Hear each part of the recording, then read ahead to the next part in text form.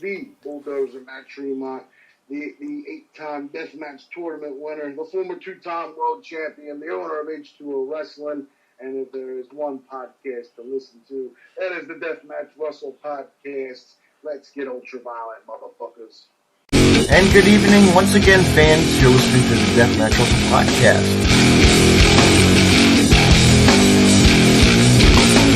They're more than welcome to come on too anytime they want to come on. Oh man, the girls pop good like. All right, it's a budget thing. Let's see what he's up to.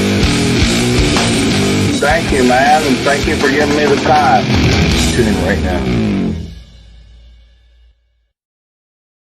And my guest this time, welcome to the Deathmatch Russell Podcast, everyone. My guest at this time, Relentless Roc Richards. How you doing, man? I'm doing all right, brother. It's relentless. Relentless. Although some people might say I'm reckless too. Reckless, relentless. It's all one word almost. Whatever. It don't matter. I'm not going to delete this and crap and do all that editing. I'm not. Yeah, we'll be all right. We'll make it through. Yes, we will. Because I got to get up for work in the morning. I got you. Yeah, unfortunately, all of us aren't making millions at wrestling and podcasts, so we got to, work the shoot. Yeah, I know, man. I'm a garbage guy, so that's my my full-time job. I'm a metal man. Yeah. Nice. But no, I got called in overtime.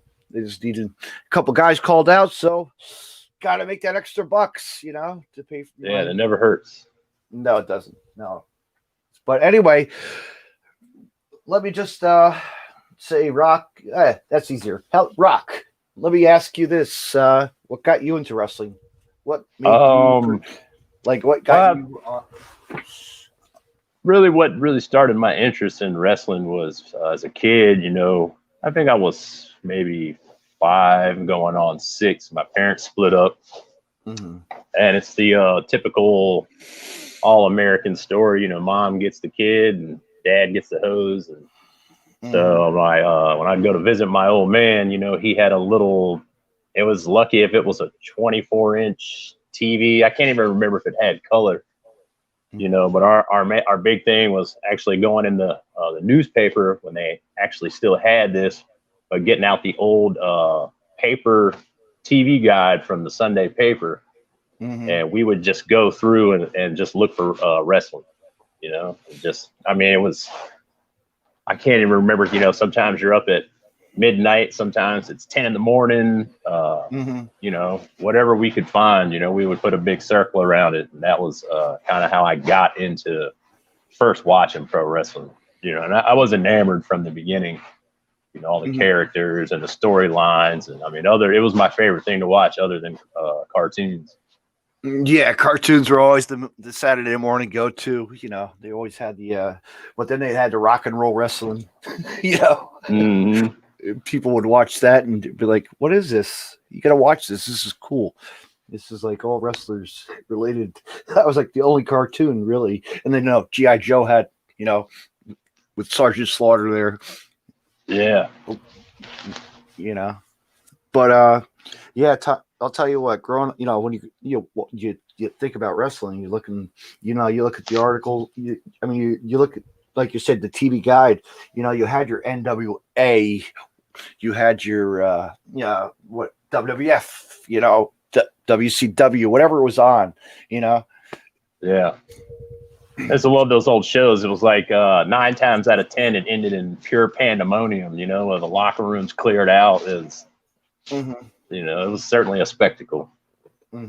What was who caught your eye in wrestling? Like, who were the top guys? Like, as a kid, you watch a lot of guys like, me being younger at the time, I'd be rooting for Ric Flair.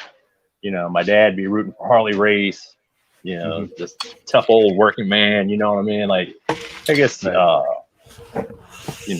indicative of the times, I guess. They were watching a lot of them, and it's like, it was another guy in a pair of basic trunks and boots. You know, a lot of the times you have to go back and watch and be like, oh yeah, I remember that guy. Oh, that's his name. Oh, okay.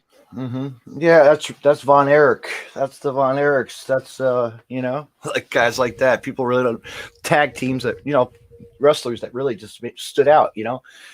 Mm-hmm.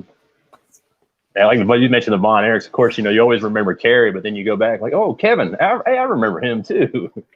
Yeah, right.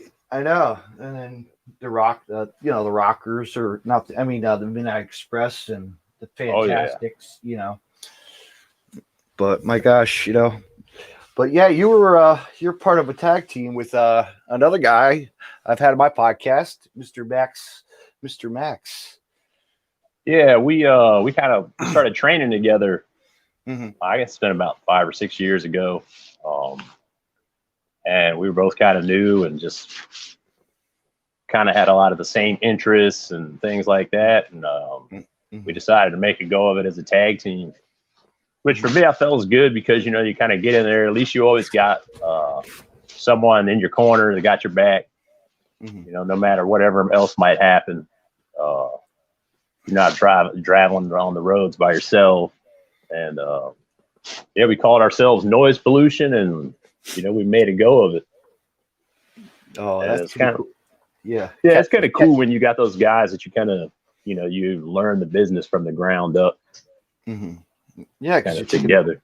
Yeah, because you guys are taking the bumps. You're doing everything. You know, you're doing all the same stuff. You know, want to watch. You know, scout out who you want to wrestle. You know, like yeah, we were lucky. We were trained by Damian Wayne, who has made quite a name for himself in independent wrestling. He's pretty much done everything you can do besides sign a major contract. And we just really started off like hopping in the car and just riding with him places. You know, we wouldn't even be booked on the show, just show up, set up the ring, you know, mill around the locker room, listen, pick up things. And, you know, that turns into, hey, I got you guys on a battle royal. And from there, you know, people see what you look like in your gear and see how you move. And that turns into, hey, so-and-so didn't show up and we need you to fill in. And, you know, that's kind of how we started.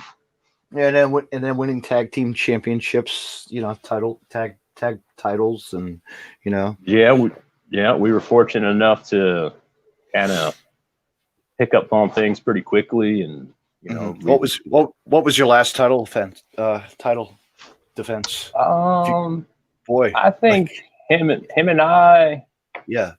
The last tag titles we had, I believe, were the Shockwave Entertainment tag titles. We were the first ever UCW champions of the promotion up in Richmond and Northern Virginia. And I mean, that was, gosh, yeah. That's been a couple of years ago now. You know, it's like time's flying. Yeah. But now you're on the single scene, huh? You're doing your own thing. That's good, though. Yeah. Max, he met someone and got married and moved. Yes. 3 or plus hours up north and making movies, making movies and documentaries and cool stuff. Everybody should go check out a lot of his stuff. It's good, really good. It's cool stuff. Oh yeah, you know. But yeah, going back to as a kid, going to your first event. What was it? If you could remember, like going to and then becoming. No, I don't. I didn't actually go to a live event until I was in high school. Yeah. It was, I think it was a Monday Night Raw taping. It was at the Norfolk Scope. Oh, wow. It was kind of crazy actually waiting that long, being such a fan. And then that was my first show as almost an adult. Yeah. And then you would go again with your friends and just tag along and, hey, can I go with you guys tonight? Let's go see some wrestling. You know? Yep. You know, you would go scope out what. Then you got into the indies. Then you found out about indies. You know, and like, all right, let me see what this is about. Yeah. Yep. There was a local promotion called I think at the time it was Virginia Championship Wrestling. Now it's Vanguard Championship Wrestling. And I just happened to be driving by one time and they had this ring set up in a little what you might call like a business suite. You know, it almost looks like a strip mall with businesses. And God, they had the door up one day, and I looked in there. I was like, oh, holy cow, you know. And when I went and checked it out, I actually found out that my buddies Steve-O and Phil Brown were there. Those guys that I had worked out with at the same gym for a year or more. I was like, holy cow.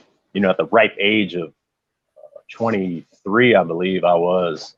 You know, I love wrestling, and but I really had no idea how serious these guys took wrestling. And I was there, and I just thought it was the greatest thing ever. And I was there to have fun, and along with you know, the perils of being a young man, I didn't last too long. You know, maybe a month, something like that. And I didn't step foot back in a wrestling ring until I was 35, almost, say if I was 23, so you're talking about 12, 13 years later. I found out a guy was selling his wrestling school, so I told the owner of my gym about it, Deshaun at Body by D. And actually, he bought the wrestling school. And since I lived literally a minute away from the gym, I pretty much had no excuse at that point. So I was the first ever PWA student. Wow, that's cool. It's like where I grew, you know, history around Jersey and everywhere else. You know, we had, you know, as a kid, actually Iron Mike Sharp ran a wrestling school, you know, the professional wrestling school. And I would go every Saturday morning to watch the guys wrestle, you know, and I'd see guys like X-Pac, Freddie Blassie, the Wall from WCW would do training, you know. But yeah, I remember seeing him on top of some big building at the end of one of the shows. I was like, "Who is this guy?" It's the Wall. It's the Wall, big dude, man. He was a top entertainer, man. He lasted because we had the promotion. Nova also wrestled there, you know, from ECW, and his brother ran a promotion in the mid '90s, which was Phoenix Championship Wrestling, and it branched out all the independent stars, you name it, went through those doors, like Samoa Joe to all the guys you would know in the, you know, from TNA to WCW, WWF, WWE, you know, they just brought in the best. And but just to see, you know, the Wall get it shot, and hell, he had a lot of doors. They used doors during their matches too. It was awesome. Like, so he was like, he was a pretty big dude. I don't really see a door stopping him that much. No, him or Snitsky or, you know, any of the other guys nowadays. It's like, wow, right? Yeah, I mean, it's cool though to see, you know, young guys. Even as you know, I'm next Saturday I turn 41. I only had like 6 years in the business. There's no grandeur or illusionment on my part, thinking, you know, the WWE is gonna be knocking down my door anytime soon. But just to share the locker room and see and get to know some of these guys, and then see them go on to get their break. You know what I mean? I mean, I have a lot of friends in AEW and in WWE as well. You know, like first referee actually was actually a wrestler from Jersey, and his name was Eddie Orange. He was actually called the Bandito Jr., which was really neat. Like, you know, like, you just don't know who's on a roster these days, but new guys coming in the door, you just wish they're doing all good things, you know. Well, when you had two, once kind of WWE took over and was the only show in town, it's really good to see, you know, these promotions are starting to gain some momentum, and this gives guys more places to work, more places to display their craft.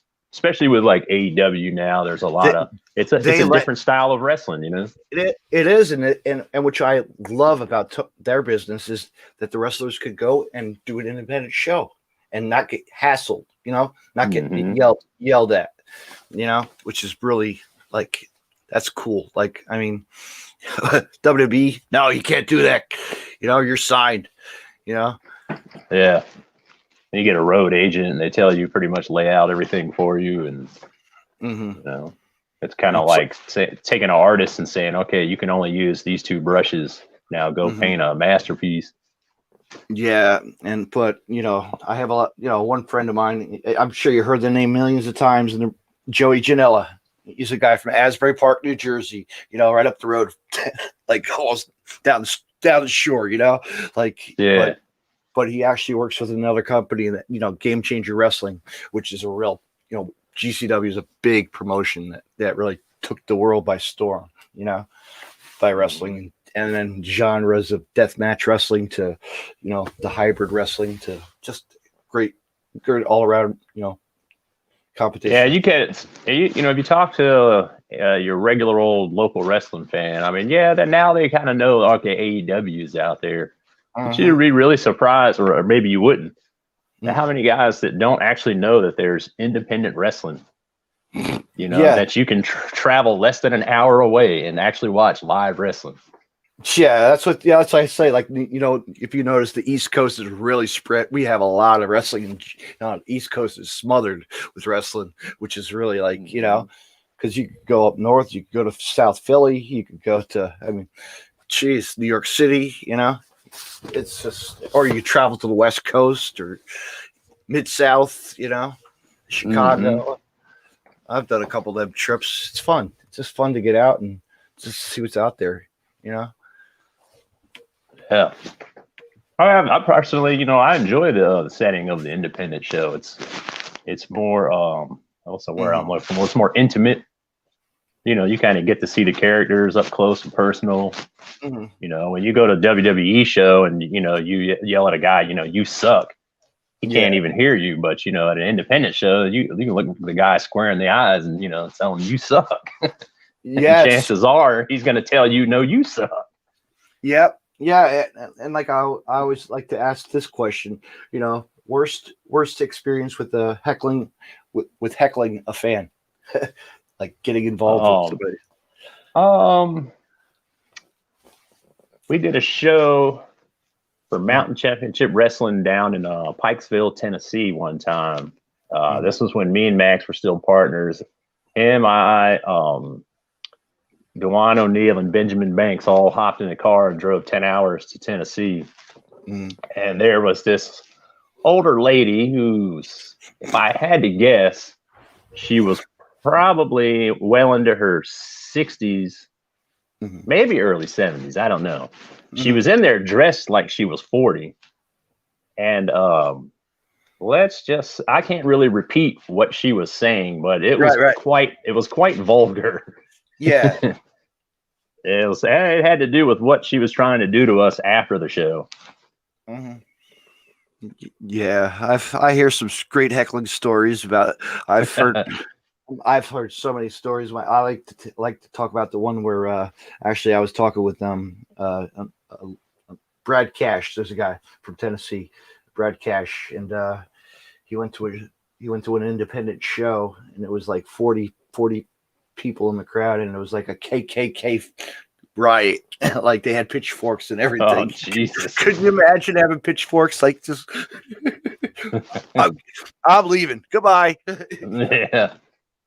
It's surprised how some of these, what we call them, maybe secular areas, and just it's weird, man. Yeah, what you can encounter, man.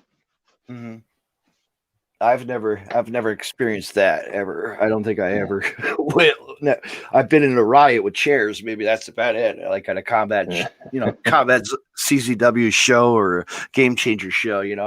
We've had riots just to get it going. Just to but move fast. Run out of the way. Yeah. That's the one thing I'm always known for, like moving fast on camera. like if I'm on camera and there's a guy just diving out of the ring, I'm going, Yeah.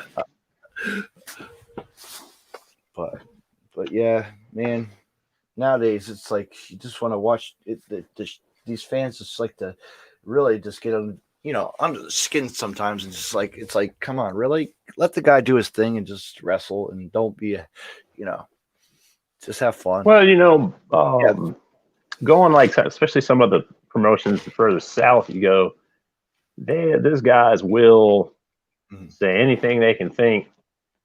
But I mean, you know, in essence, that's if you're working heel or whatever, that's what you're there really to do. You know, I welcome it. There's nothing they can say that's going to get under my skin enough to get much of a reaction. So I mean, if they're screaming, if they're cussing, they're calling me names, they're getting their money's worth. You know. What's the worst building you ever been to? Like the hard, just like real dingy, really crummy, and just like was not even like it looked like a you know, just like a dump, like, you know. Oh man. I don't know. I don't want to hurt anybody's feelings and say that that your promotion runs in a dump or anything like that. But let's just say there's been a few armories, a few youth centers, you know, where you go in the bathroom and there's no door and there's one stall and you know, like you're in there with your shit around the toilet bowl. Yeah, or I mean, you're in there with your gear trying to take a leak, and you turn around, and here's a 8-year-old kid looking at you like, yeah, hey buddy, give me a second, you know? Yeah, let me go out. Yeah, I'm gonna go around back instead. I'm gonna go outside, and hide in my car. I'll be back, you know.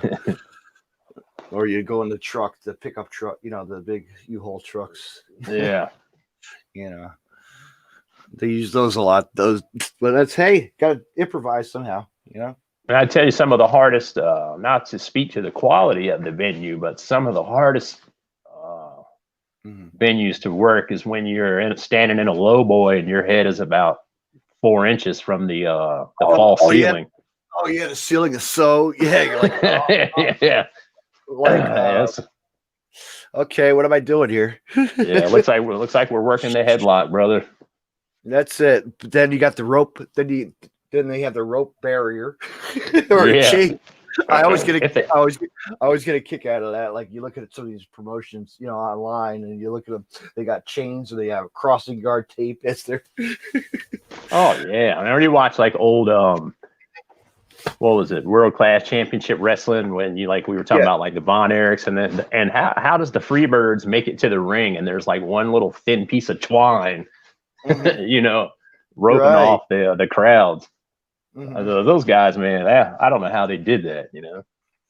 No, you got somebody that wants to come out of the crowd and stab you, or if you're the Von Erichs, you know, you got girls shoving their tongue down your throat.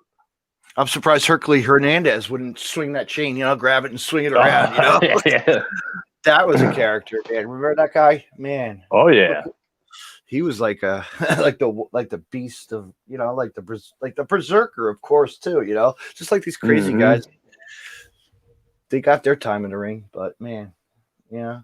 Yeah. Well, you know, honestly, that's I see those guys often because I don't really watch any of the newer wrestling that much. I'm stuck under my rock watching like 90s and back. You know what I mean? Yeah. So right. Yeah, you don't even know who's big deal. The Rock's in movies, big deal. John Cena's in movies, big deal, you know. Yeah. I'm still watching, you know, like Don Morocco. When you say The Rock, that was you know, like I'm thinking back to the last time, you know, there was an Olympic medalist and The Rock in the ring, and everyone's thinking, you know, Kurt Angle on The Rock, and I'm thinking, no, Ken Patera and Don Morocco. You know? Right, Ken Patera, man. There was a dude that, God, man, it's like, you know, him and like Paul Orndorff, just like these guys were like the foundation of wrestling, man. Really, Steamboat, of course, you know, Ricky Steamboat. We watch like Ric Flair and Jack Briscoe working arm scissor around the ring, you know, for 5 minutes. It's like, good grief, you know, and it was so entertaining.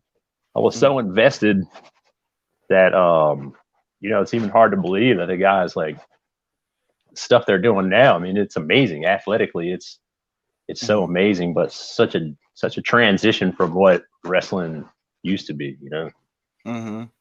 I know, but now you look back and some of these guys are now trainers, you know, which is good. You know, they're teaching them, all the students, you know, teaching everybody the right way, you know, because they were trained the right way, you know. Yeah. I mean, you look behind the curtain on AEW. There's Jerry Lynn and you know, Putski, you know? Like, come Yeah. on. Guys have really shown what wrestling's about, you know? All right, you got like Dustin Rhodes there. I mean, shoot, I remember watching like him and Wyndham as a tag team. Those guys, man, those guys could go at it, man. Wyndham actually came to that promotion I was talking about. I remember that. Oh, did he? Yeah, they had it was a Hoss Cup tournament, for Charlie Hoss. Oh, nice. For the Hoss brothers. And yeah, he was in it. I'm like, holy shit. I got to see him at a young age almost. Wyndham is one of those guys I definitely, always studied and pick up little things and take a lot from what he used to do. Mm-hmm. Now, all right, how about this? If you had to pick a legend to wrestle, who would it be? Ooh. Like, if non-living or still living. Oh, okay. I was gonna say, man, I would like, based on what they do, man, I would love to work someone like Dustin Rhodes or Barry Windham or somebody like that, or Terry Funk and Terry Funk, he put the comedy in wrestling kind of. You look back and he put a lot of things in wrestling. He was just using the environment around him, but making the comedy was believable. It wasn't a joke. It was just something funny that happened in a very believable wrestling match. Yeah, you go back and you look at the footage, and I love watching it once in a while when he's in the barn wrestling. He's like on a tractor wrestling, or he's on the highway. They're on the highway wrestling on a tractor. Come on, like a semi truck, or they're in a barn. I think Mick Foley and him were in a barn or something. I don't know, Dusty Rhodes or something. This is some great old footage. It's like, even when they were doing, what was it, a Chainsaw Charlie gimmick with him and Cactus Jack. Those guys were great to watch. Yeah. Now see, did you look at the hardcore of ECW? Did you catch that? Yeah. Oh, absolutely. At that time, at that age, I was a teenager. So I still loved like WWE, but at the same time, that was when I was starting to kind of swerve a little more to the WCW because it was a little more realistic. It was a little less cartoonish. Yeah. And then, from the generation that was introduced to Mortal Kombat and knocking people's heads off and ripping their spines out. And then when you see this wrestling product, you're like, whoa, wait a minute. This is definitely, it's a little macabre. It's a little more bloody, but it's something different. It's something cool to watch. And I mean, let's be honest, at the time, they had some of the best wrestlers in the world today. I mean, the guys that later on, pretty much are the backbone of WWE, or at least were at one given point. You know what I mean? And so I know, and you look and you think back and look who's training. Look who has his training school. The Dudley Boys. I think aren't there. Isn't Devon's two kids wrestle at AEW? I think I saw them. Yeah, they got a shot on TV. It's amazing. Like, just don't know. It's like the gun. It's like the Gun Club. Like Billy's kids. Yep. Mr. S. Yep. I have to check some of that out because sometimes I try to. I'm really into like the old school wrestling. I try to watch some of the newer stuff because you kind of have to, at least, even if it isn't your thing, you kind of have to stay up to date with what's going on. Because I got to be honest, I get tired of like being in the ring, a guy saying, "All right, brother, take this," and I'm like, "What in the actual flying blue F is that?" Right. You know what I mean? Is that a back bump? I mean, what is that? Yeah. It's at an elbow drop now. Is that a camel clutch or is that a sleeper? Yeah, it's like like, take the twisting blue whirling dervish, and I'm like, what? Let me take a hurricanrana, Yeah. But now you look at all these people, all these guys doing all the hybrid. They flip the floppity and just creative moves. It's like, wow, it's amazing. And they're amazing at it. I'm one of them old school guys. I'm not knocking what any of those guys are doing because, first of all, I couldn't do it. I mean, at 6'3", 240 pounds, I can get up on the top rope and backflip off of it and land on my feet. I mean, there's video footage of me doing it, but in the ring, it's no use for me to do it. But seeing what those guys are able to accomplish is, it's amazing. You know what I mean? And they're proving that there's a niche and there is a fan base that wants to see that. I mean, because we have our lucha. You know, you got the lucha guys, you got the lucha, and they're still doing their thing. My gosh, you know, you got Penta and Ray Phoenix and whoever else, whatever. There's so many guys, but it's just the way that they, you know, lucha was lucha. You know, if you look back at lucha and you study it, that's really how like the flippity, you know, the real like 619 and definitely, they were definitely one of the driving influences behind what's now the norm of pro wrestling. I always use this explanation. Being an old school guy, you know, I'm always really defending the golden age of wrestling. But if you look at a movie series like Fast and Furious, the first movie, which is the best one in my opinion, it's the most realistic. The stunts were realistic. The action was believable. But if you want to perpetuate that series to 10 movies, you can't keep remaking the first one. So the stunts get a little more science fiction. The characters are a little more larger than life. And then later on, you progress to the point where, like, dude, you're like, that's not even possible. If the guy wrecks his car, it's going to slow down, not speed up towards the car in front of it. You know, it's like physically this can't happen. Yeah. But what are you going to do? You can't keep remaking the same movie. So whether I like it or not, man, pro wrestling is evolving to something else, you know? Yeah, because they gotten that vibe. The boost is, you know, it's something different nowadays. Not like it used to be, you know? I mean, you could still go and do the old school stuff, work the head. If you can work the headlock right or the shoulder tackle right, you get the pop, but you're kind of more now of the throwback. You know, like people still respect that part of the wrestling, but I don't know if you could have a whole show like that anymore.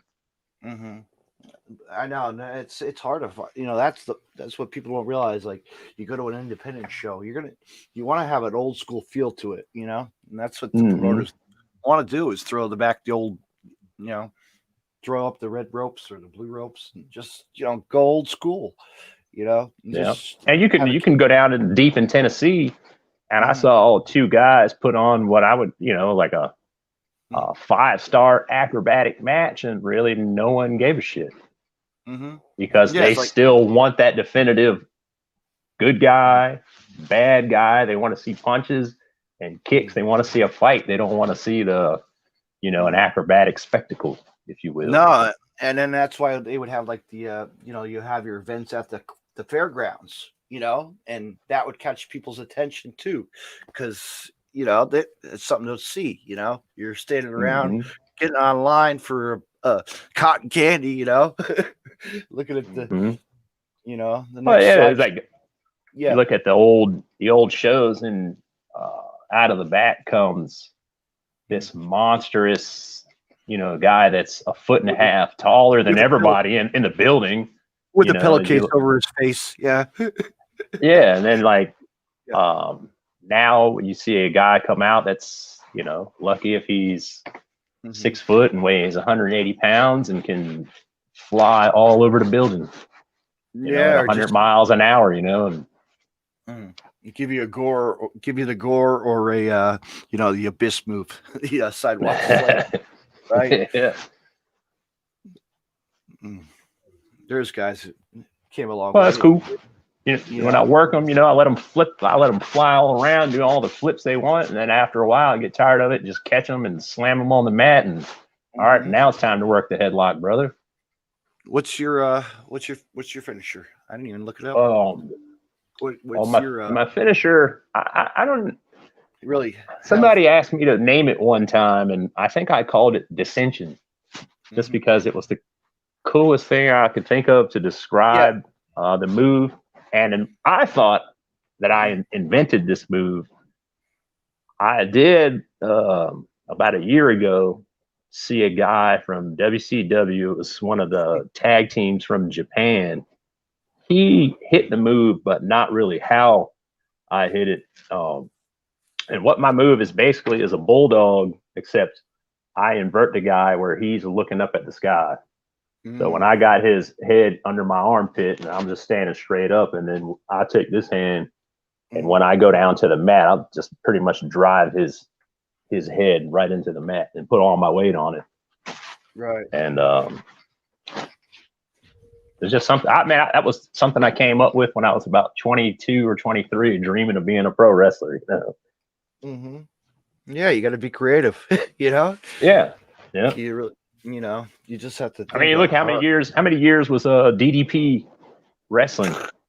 And then all of a sudden, here he comes with this diamond cutter, and it's like, holy cow, who is this guy? Yeah. And now he's a top star because he had one of the coolest finishers probably in the history of wrestling. Or Diamond, or Jake the Snake Roberts till this day. Yep. You know? Oh yeah. I mean, they use him a lot. I'm glad he's being seen on TV a lot more than he used to. You know, way back. It's good to see him on like AEW. Teaching these guys like Lance Hoyt and like it's kind of weird. It's one of those guys where you it was I don't know, shame because it helped a lot of people, but it's, the way like what was that movie that came out that he was in? Was it oh good grief, Beyond the Mat? To kind of peel that curtain away, and you get to see, the stuff that he went through, and it's tough. It's kind of like one of those guys I learned a lot from in the ring, but also like, seeing his struggles, learning what can happen to you in the business. Yeah, that's a guy. I remember when I was like a young kid, I went to the local shoe store, there he is signing autographs, and got my little action figure, with the snake, and I'm like, wow, will you sign this? Sure, kid. I don't know if he ever wears it, but Jake the Snake does have a noise pollution T-shirt. No shit. Yeah, he might not do nothing with it, but wash his car, but he's got one. Damn it. Yeah. That's cool. Yeah, I remember going to summertime. I got lucky, and my dad and I we won ticket. I called up a radio station. The Jake the Snake tour was in town. The comedy tour. Oh, nice. Oh my god. Okay. The stories and the addictions and all the stuff about his life, and talking about Fuji and just really like the crack pranks that they would do behind the curtains. It's just the stories. Yeah, I just saw a video with Fuji. It was like Fuji Vice. It was like him and Don Morocco or these detectives or something. Right. Yeah. Well, I mean, like any star, household name or whatever. I mean, once that magnifying glass is on you and people are starting to pry into your personal life, and it comes out like that, that's got to make things even harder. Him or Mick, him and like Mick Foley as well. I mean, his stories are, my gosh, poor guy still, he's recovering. Yeah, from this COVID crap. Unreal. And like when they all see like guys like see the documentaries with like Scott Hall and some of those guys, he was actually from the same little tiny place in Maryland that I'm from called Leonardtown. And I met him up at a MCW show one time and got to talk with him. Man, Rude, generally pretty cool guy, man. Back in the locker room, giving people advice and watching and giving everyone pointers and stuff like that. And then it's like, but to the common fan, when the last thing that they saw was this DVD talking about addiction and everything else, it's like that's all people see. It's really a shame. Yeah, addictions. And what's the next one that's going to be released on Brian Pillman's father's story is going to be on Vice TV soon. I can't wait for that one. The Pillman, his addictions and all his. So I'll see what that's all about. I give him a hard time every chance I can, but you remember Duke the Dumpster, Mike Drosy? Well, him and another fellow named Ivy Klein, they do these really cool podcasts. Edit that part out so they don't hear me say that I think it's cool and all, but he does one that's called Road to Recovery. Is really good. It's about recovering from drug addiction, and it's really helping a lot of people. So I want to give him a little shameless plug there. Yeah, he's a great guy. I've loved his career. He had a good career, man. He had a cool, his gimmick. It was just great. Well, you said, obviously you can have somewhat of respect for that, right? You gotta go take out the trash tomorrow. You said. That's it. I gotta take out the metal. Yeah, bag the metal. Take the scrap out. But actually, speaking of like scrap and metal and stuff, when my coworker worked at he retired, a former worker actually went to somebody's house, picking up a metal stop. Guess what it was? What's it that? Was a steel chair from SummerSlam. Holy cow, man! What a and I have it. What a fun! It's a Mick Foley one. I forget what year. Oh, nice. Yeah. I know the thick cushion. Like holy shit. Yeah.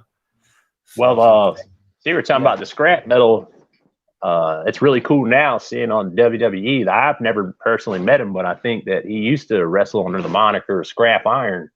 But seeing Adam Pearce on WWE is cool as shit. I mean, if you're into indie wrestling, you have to know who he was. The Repo Man. Yes.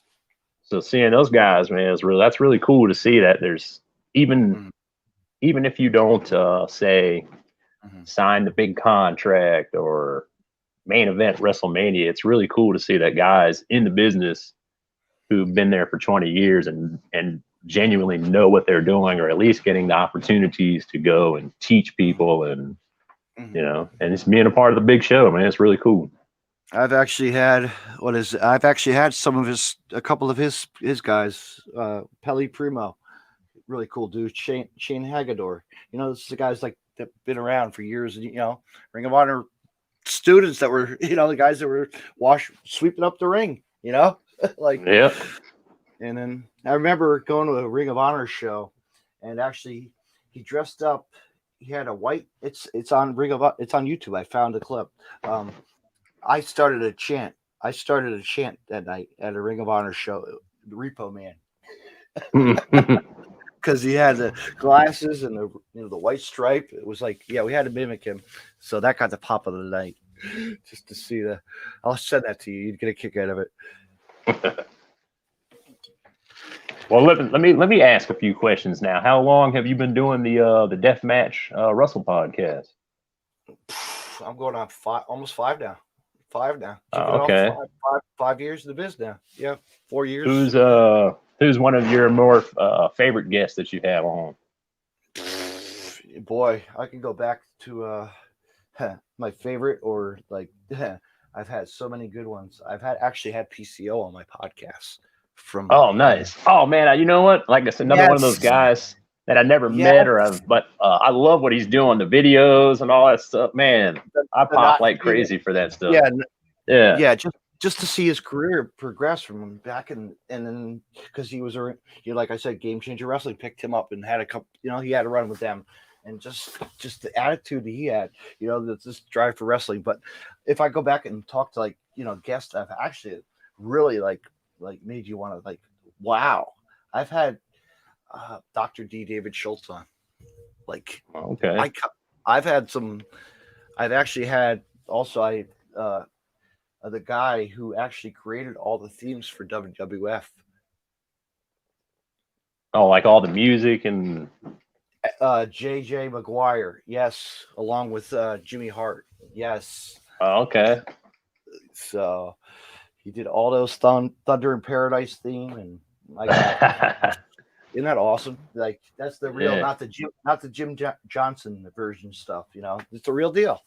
He did the Heartbreak Kid, the super fly. Like that was his voice. Like Hell yeah. that's Those the are way all to the do songs I remember, as a kid. Like, it. Yeah, you pop like crazy. All of a sudden, you're super fly. yeah. And money. Ted DiBiase's theme would. That just. Oh yeah, I mean man, for a production value and what like big entertainment, man, the music is so key in all of that. The entrance, now now you see guys that come out that have this amazing entrance, and it's like, all right, you got my money. I don't care what they do in the ring. No, you even have guys that are producers. It's amazing. Like there's one guy on the scene. His name's Leo Rush, and he's like he's done it all, and now he's going to be featured in the next Power Ranger movie. How about that? Like, Yeah, I heard about that. Leo, Mhm. I've been in the locker room with him a couple times. He's really cool. He's really yeah. He wrestled a lot in this area in Maryland and Virginia. Mhm. Yeah, he has. He's just actually the MLW title. It's around his waist right now. Oh, okay. Maryland Championship Wrestling. Yeah. But now he's got a huge family, another kid on the way. God, he can't stop. Actually, in a couple weeks, he's going to be featured on the. It's been advertised, and I'm a part of it. There's like a whole bunch of sponsors. They called it. It's going to be on YouTube. You could actually check it out. It's called.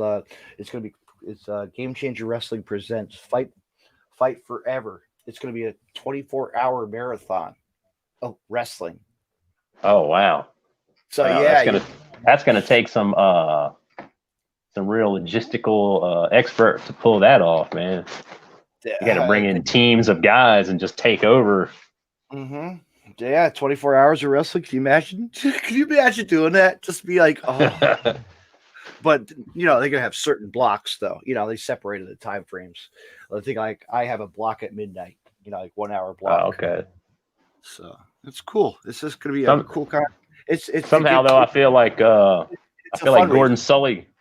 Yeah, go ahead. It's a fundraiser for It's just to support wrestling. I mean, there's donations, and it's just going towards the wrestlers wrestling and having a good time.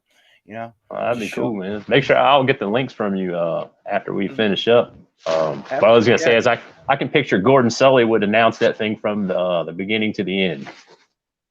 Mm-hmm. Yeah, right. I think he could go the whole 24 hours. Or Justin Roberts. No, he's more of an announcer. No, actually, no. You know who would be good? JR, yeah. or Shivani. Tony Schiavone, My God. Tony Schiavone. There's a name. Like he's doing. I mean, you see him on commentary. He's doing pretty good. Yeah. Is he still commentating? For AEW. Yeah. Okay, I thought it might have been where last time I saw him, but I wasn't sure. Yeah, he's there sitting next to the guy in the mask from Pro Wrestling Guerrilla out of California. Oh, is his name Excalibur? I think. Yeah. Okay. Yeah, it's usually him and Taz are up there. Yeah. Oh, Taz. I don't watch a lot of it. I try to go on, especially like when some of the guys that I'm close friends with. I always try to go and check them out and support what they're doing. Well, they got it. What AEW Dark? That's how the guys get that catches your eye. It was really you don't have to. Then you can flip on Wednesday night and watch a full episode and be like, "Holy shit!" You'd be like blown away. It's just they've changed wrestling. And it should be. Yeah. It's something that's. I wish it was around. Like we could go watch it every time. Like yeah, like in every. I don't often understand why that. It seems to be the rule of thumb now is you run once a month. I never really understood that. It's like maybe run a big show every, the proverbial every third Wednesday or every third Saturday. But if the area is there and the fans are there, like no one says you got to charge them $50 to get in, but like, why wouldn't you run every Friday, every Saturday? You know? Yeah, what is it? Well, you see what WWE does. They got that tight the Zoom cameras, as the fans. That's kind of like weird. That's a lot of that. I was going to that too. That's a little bit too much for But they got. I think from a fan standpoint, I really enjoy what the NWA is doing. The NWA Power Show. Mm-hmm. The old style house show. Just the look and the feel is there. You know what I mean? That kind of reminds me of the wrestling I watched as a kid. It's like you look back at that, and there's guys like Eddie Kingston who just got released from that, like a while back or whatever. He was on that. Ziggy Dice just got released, like all these independent guys, man. But there's doors. Hey, but you know what? At least they were. I mean, they were on a national platform. Mm-hmm. You know what I mean? So that was probably more than was going to happen without the relaunch of the NWA. So yeah, but that is what it is. Now look where they are doing what they want to do, but Ziggy's a free agent, so he could go wherever he wants. He could pop up on that show next week. You never know. In a couple weeks, the 29th. The 30th, 29th, and the 30th, Saturday and Sunday. I'm going to be drinking a lot of Starbucks, I guess, that night. Yeah, I would be interested. I don't know if I could last that long, or I don't know if my girlfriend would let me last that long. After a while, she'd be like, "All right, turn that crap off." Yeah, it's going to be free on YouTube. Okay, I'll watch as much as I can. Yeah, you'll probably see guys that you probably recognize. You'll be like, "Holy shit!" I know. Yeah, I'm all about supporting them. Mm-hmm. And those guys from Virginia, of course, from there was that promotion of VOW, Vicious Outcast Wrestling. Here in Virginia? Yeah, Western Virginia. Richmond was up in a small little company, but they did the Blackcraft Wrestling as well. I'll have to look into that. I'm almost surprised I've never heard of them. And I'm like an hour from Richmond, if that. Mm-hmm. Yeah, I know. My cousins are. I got family in Roanoke. Okay. I've done a couple trips that way, but never got to meet my cousin's a fan of wrestling. So one of his buddies was a wrestler. I didn't realize, But I was like, yeah, get out to shows, go support these guys, watch it, Yeah, I think one of the coolest experiences I had was a guy that I used to work with here in Newport News, Virginia, and he moved somewhere up there in Richmond or Northern Virginia, and one day he messages me on Facebook, and he's like, "Man, is this your face on a poster, a wrestling poster?" I was like, "Yeah, brother, sure is, man." Mm-hmm. I don't know why that tickled me so much, but I thought that was the neatest thing ever. Yeah, because you never know. You never know what you'll be. That's the social media back then. Papers and flyers. That was it. That was the local. My God, if we collected all those flyers these days, holy shit. I would love to have a collection of like the old nostalgia. Oh yeah. Yeah. There's I think I found it at Ollie's or something like that. And WWE put out a book of all these just reprints of some of the old posters. And yeah, that goes all the way up to like when you got like WWE Armageddon with Triple H and DX and all that. But man, there's some old ones with like Andre the Giant, or the ones where they used to have, like the blocks of, the lower card all the way up to, the main event was the biggest one. And it had a picture of each guy on each side. Those, I don't know, as plain and simple as they were, those were the coolest things. Yeah, and then I had a friend who went to went to school, and our middle school, I never knew it. They had WWF house shows, like old school matches, Andre the Giant, and like my God, like that's a great era for them. I'm glad that they got to see what the wrestling was all about. The Bruno Sammartino era, of wrestling, the real talking about. That's definitely when you just had a lot of those posters. You know what I mean? Like we were talking about the layout and everything. Mhm. I imagine those things would get plastered all over, 6 or 8 city blocks surrounding Madison Square Garden at any given time. Yeah, right. Yeah, but then they get spray painted. But and then if I go back and I always tell a story about there was actually Dr. D. David Schultz. He actually he wrestled at it was NWF Wrestling. NWF Wrestling came to town, and actually I got to see him wrestle, and also Bruiser Brody was on the card as well with Chief. Oh wow! Jules Strongbow in a cage. Like I got to see Abdullah also, but I school night I had to go home as a kid. But I did get to see the Fantastics and Dr. D and Bruiser Brody. Like my gosh, like guys that you would never have known, like in the wrestling world. Oh yeah, man. And like you said, I was talking about earlier when here comes out of the curtain this 7-foot monster. Man, when you see a guy like Bruiser Brody up close in person, man, you look at him and you have to start getting a little nervous, like holy cow, I hope this guy doesn't look at me the wrong way, like right. Yeah, it's like now you look on you see the guys who've took the game, look at their characters, and they kind of took on his persona, Yeah. I mean, like Brody Lee, there's a perfect example of an independent wrestler that's just really stood out to the crowd with bar knuckle brawler, just like with the Necro Butcher, and just like a tag team, this guy who just made a name for himself, which is really cool. Now his son's gonna take it over when he's older now, right? Yeah, I think that's something I like to do too when I'm watching like the newer wrestling.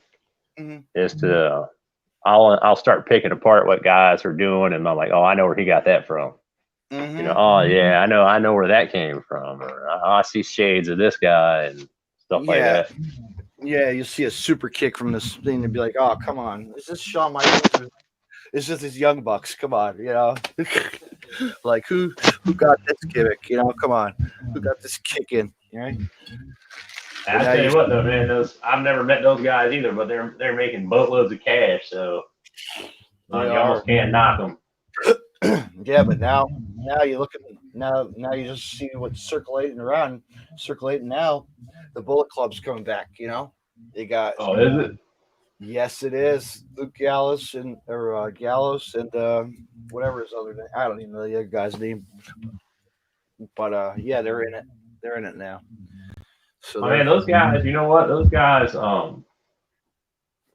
They really were like a great example of how independent wrestlers can make money in the business. That you don't have to be signed with, in New York, and you can still make a go of it. And still do what you like to do and do it how you like to do it and make a boatload of cash on top of it, But you know what? As I always tell people, it's not for the money. It's not. It's I always tell the guys it's for entertainment. It's to put a smile on the face of a child. It's to put a smile on a disabled child. Or oh yeah, definitely. But I mean, at the same token, yeah, I'll agree with you 100%. But I mean, if you're a guy, you have your own child. I'm a single dad. My son's mother's no longer with us, and like what I do, I mean, not to say I'm certainly not making hardly any profit wrestling, but if you're gonna leave your family for 300 days a year, man, if you ain't putting food on the table and paying the rent, then what are you doing? That's like going to the army, signing up for the army, Yeah. You're on the road away from your family. But nowadays, like we say, it's for the children, like anybody. It's for us, just put a smile on a person's face.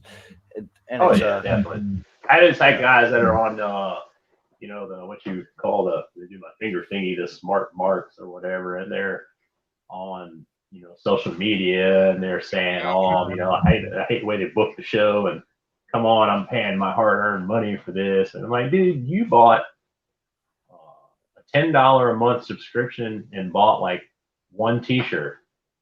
Yeah. Your kid has $5,000 worth of WWE figures and rings and belts in his room, and you can't figure out why they're not booking the show for you.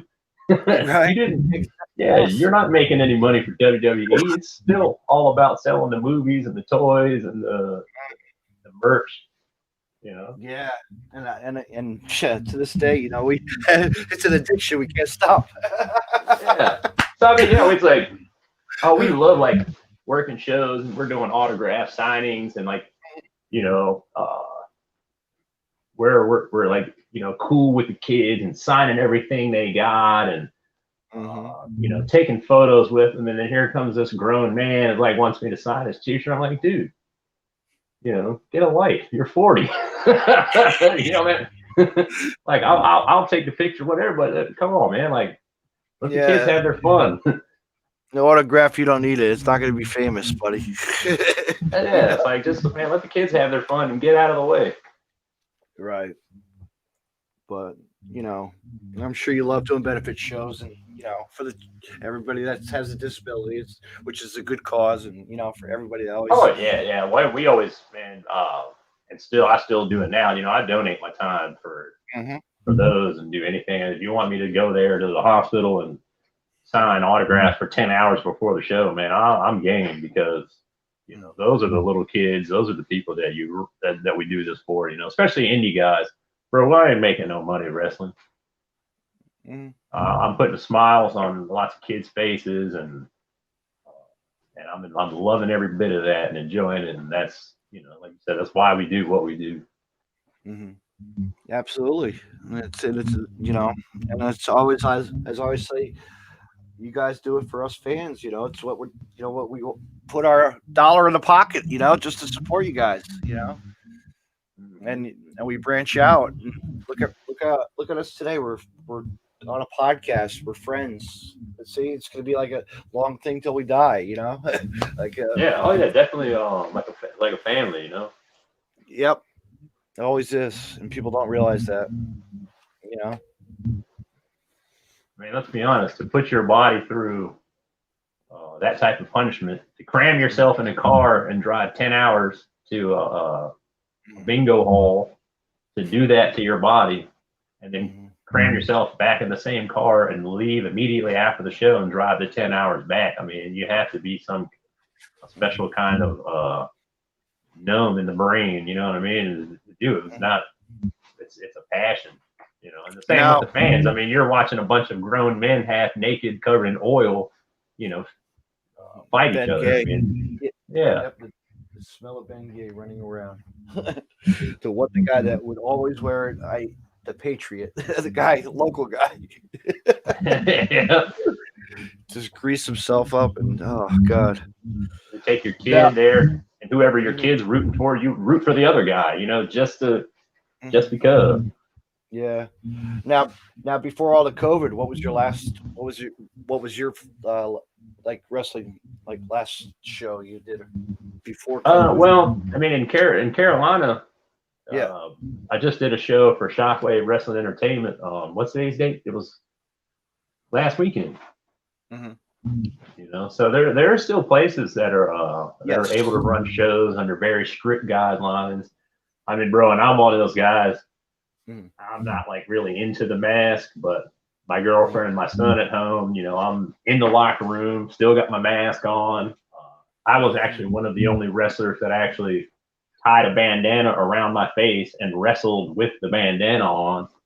You know, and whenever it fell down, I would tell the ref to, hey, go stop him, so I could, you know, put my bandana back up. I mean, we're trying to be as safe as we can. But I think with the pandemic, everyone is starving for wrestling, man. We had the max capacity in the building, you know, because it had been 5-6 months since anybody had seen any wrestling. So I mean, that alone shows you the dedication from the fans. Yeah, it put a stop to our world. Like what the hell? Yeah, that it did. Yeah, because there was with things opening back up. I mean, it was a good 3 or 4 months since I had done anything. You know, I had to make sure to like, you know, you get like kind of okay, great. The first month, you're like, okay, well, man, wow, stay home on the weekends, play with my kids, be with my girlfriend. This is kind of cool too. And you know, you get that itch. You realize you're not doing nothing, and then you know you start going to the gym and staying on the treadmill or the bicycle or the elliptical machine, trying to stay in somewhat kind of a cardio shape, or and then you know you really start getting itching, and it's like, I need wrestling back. I need it. I know. It's like you need it, but it's like, you know, I want to go to a show, but I don't. I want to just be safe till I'm ready to go back. You know, that's what it be. Yeah. You know, I know a lot of the promoters they're getting smart. They're airing the shows on a live feed. Maybe they charge you a couple bucks, but dude, how can you go wrong, man? You're in the comfort of your own home. You drink as much beer as you want. You don't have to drive home. You can, you know, make your snacks, whatever. Yell at the old lady and the kids, and you know, still watch your pro wrestling. So yeah, that's it. I think, look at the quote unquote the silver lining, that maybe this type of adversity and what do they say, necessity is the mother of all invention, that you know now maybe some of these smaller promotions will realize, hey, if I put my product online, I get the brand out there a little further, and I can make a little extra money, and now I can pay the boys a little bit more, and so maybe some good will come of it. Yeah, but let's call it a night. What do you got coming up, my friend? What do you got coming up? February 20th, it'll be Shockwave Wrestling Entertainment in Craven County. That's down in North Carolina. There's a new promotion, EWO, and I believe the date, don't hold me to this, but I believe the date's April 24th. They're going to have their first ever show, and it's going to be me and 3 other gentlemen in a 4-way battle to crown the first ever heavyweight champion. No, you better win. I'm going to try my best. I'm going to do some. I lucked out because I told you that the gym here is right next to my place. I'm going to do some taping there this weekend coming up. So I was like, I don't know, brother. I don't know if you can cover my travel expenses for this one. It's going to cost me all of like a nickel in gas to get over there. And like I said, I'll be celebrating my 41st birthday. Yeah. Next Saturday. God, I'll be 43. No, 44. My God. In February 14th. Okay. Yeah. You right around the corner yourself. Yeah. Took the week off of work, or a couple days off of work. I was like, you know what? Hey, nothing wrong with that. No. But where you're celebrating your birthday suit and call it a week. Yeah, just sit around and blow candles out with my parents. Have my nieces call me, nephews call me, But hey, let's do this again. I would like that. Anytime you want to come back, you're more than welcome to. Yeah, man. Anytime, man. Anytime I can sit around and just talk the business with somebody, it's cool with me. Any links you got to any of these shows or other stuff you want me to check out, please, post it on my timeline if you want. I don't care. Send it to me in a message. Yes, but you know what? I'll make sure I tag you in my up and coming stuff so we can keep in touch. Yeah. There we go. There's social media right there. Hey, follow you right there. Ooh. Yeah, I'm easy to find. Usually it's Roc Richards on everything, so it's a kind of a unique name. So it's not like trying to find a Tom Johnson or anything like that. Yeah. Well, I want to say thank you for coming on. Thank you for having me, sir. And what do I got coming up this weekend for podcast? Hey, David, what do you got coming up? I don't know. What do you have coming up? Next Thursday night, I will be having actually a good friend of mine, the host of the podcast. Well, he's a part of my team on the Podcast City Network, my Podcast City Network team. The Everett Lee will be joining me on from the Everett Lee Show. We'll be on a podcast. We're just going to catch up and talk wrestling, and he does a whole bunch of stuff too. He's out there. He's and just going to have fun. That's I it. got you. Hey, And I'm before you go, I just want to say one thing. There's someone out there making the claim that they got the best hair in the Mid-Atlantic, and I just wanted to let all the viewers out there see that Relentless Roc Richards has the best hair in all of professional wrestling, daddy. Yeah, there you go. All right, my friend. Have a good night. All right, brother. You too. All right, fans. That was awesome interview tonight with the one and only Relentless Roc Richards. And fans, just get out and support him at a show. He's got a lot coming up. Shockwave Wrestling, this and that, and a match for a title. You know what? Like I said, bring it home and just show people who you are. Support independent wrestling. And like I said, fans, this Thursday night at 8 p.m. live on the Facebook Live, I will be joined by the one and only Everett Lee, host of the Everett Lee Show and Podcast City Network team. And stay tuned for that, fans. And what else? I got January 29th or January 30th. January 30th at 8 p.m. At 8 p.m. Not January 30th. I'm a part of the Game Changer Presents Fight Forever. It's going to be a 24-hour marathon. And I have a block. It's going to be lots of wrestling. And you want to catch it because it's going to be fun. It's going to be a great night of wrestling. A good cause, supporting wrestling, what we love, independent professional wrestling. And it's going to be a wild night and real awesome experience to watch all these guys compete. And you can catch that on YouTube free on Game Changer Wrestling. Type in Game Changer Wrestling on YouTube channel and check it out. Also on Fight TV as well. You can pick it up on Fight TV. It'll be on Fight TV as well. And just support all the wrestlers. It's going to be a great cause. And you'll see it if you see a thing at midnight at 1:00. Jimmy Lloyd's Up All Night, sponsored by Deathmatch Wrestle Podcast. Fans, also just remember, support local wrestlers by purchasing their products and buy some apparel, get yourself some swag. Get yourself some merch. I just came across some merch that just came in the mail this week for myself as a Deathmatch Russell podcast. Get yourself some Deathmatch Russell podcast merch, right? On bootandheel.com for all wrestling apparel.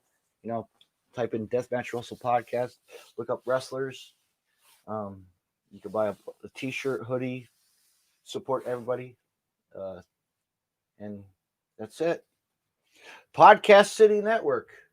Check them out on Facebook. Check them out on Facebook and on their website as well. Podcast City Network hosts a lot of podcasts, such as the Deathmatch Russell podcast, such as the Everett Lee Show, such as Final Scores with Chris Carnage and Craig himself. And also you catch movie podcasts, pop culture,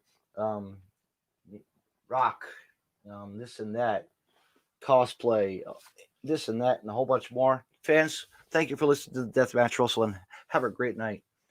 And we'll talk wrestling again soon. Good night, everybody.